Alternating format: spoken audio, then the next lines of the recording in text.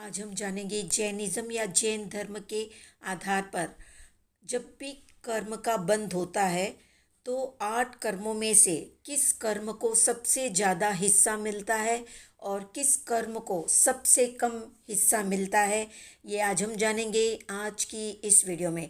आगे बढ़ने से पहले अगर आप चैनल पर नए हैं तो सब्सक्राइब कर दें और वीडियो को लाइक और शेयर। तो जब भी किसी कर्म का बंध होता है तो सबसे कम हिस्सा आयुष्य कर्म को मिलता है, यानी सबसे थोड़ा थोड़ा भाग आयुष्य कर्म के पाले में जाता है। इसका कारण ये है कि आयुष्य कर्म की स्थिति सिर्फ 33 सागर की है, जबकि नाम गोत्र आदि से 7 कर्मों में से किसी की स्थिति 20 कोड़ा कोड़ी सागरोपम की है, तो किसी की 30 कोड़ा कोड़ी सागर की, तो किसी की 70 कोड़ा कोड़ी सागर की उत्कृष्ट स्थिति होती है।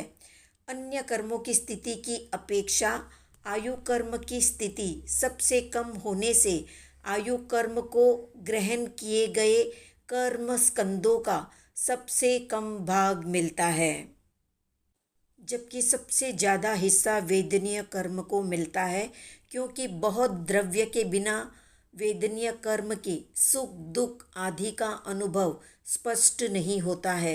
अल्प द्रव्य मिलने पर या अल्प कर्म मिलने पर वेदनीय कर्म अपने सुख दुख का वेदन कराने रूप कार्य को करने में समर्थ नहीं होता, यानी असमर्थ होता है। अधिक द्रव्य मिलने पर ही वो अपना काम अच्छी तरह से करने में समर्थ होता है। वेदनीय कर्म को अधिक द्रव्य मिलने का कारण ये भी है कि सुख दुख के निमित्त से वेदनीय कर्म की निर्जरा अधिक होती है, जिससे वेदनीय कर्म का उदय प्रतिक्षण होने से उसकी निर्जरा भी अधिक होती है, इसलिए उसका द्रव्य सबसे अधिक होता है।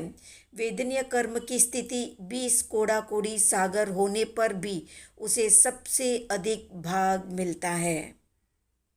आयुष्य कर्म की अपेक्षा नाम और गोत्र कर्म को अधिक हिस्सा मिलता है, क्योंकि आयु कर्म की स्थिति सिर्फ 33 सागर की ही है, जबकि नाम और गोत्र कर्म की स्थिति 20 कोड़ा कोड़ी सागर प्रमाण की होती है।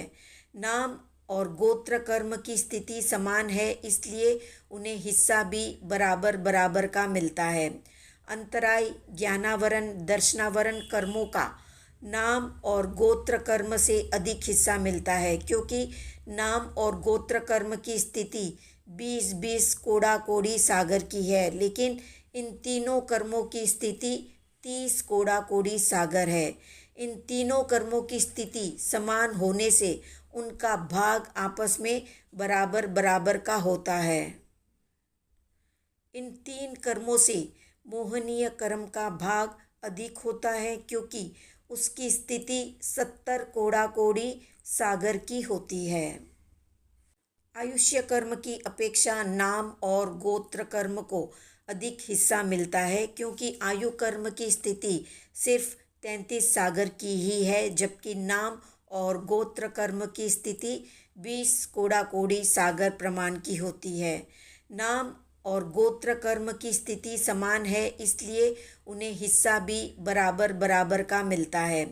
अंतराय ज्ञानावरण दर्शनावरण कर्मों का नाम और गोत्र कर्म से अधिक हिस्सा मिलता है, क्योंकि नाम और गोत्र कर्म की स्थिति 20-20 कोड़ा कोड़ी सागर की है, लेकिन इन तीनों कर्मों की स्थिति 30 कोड़ा कोड़ी सागर है।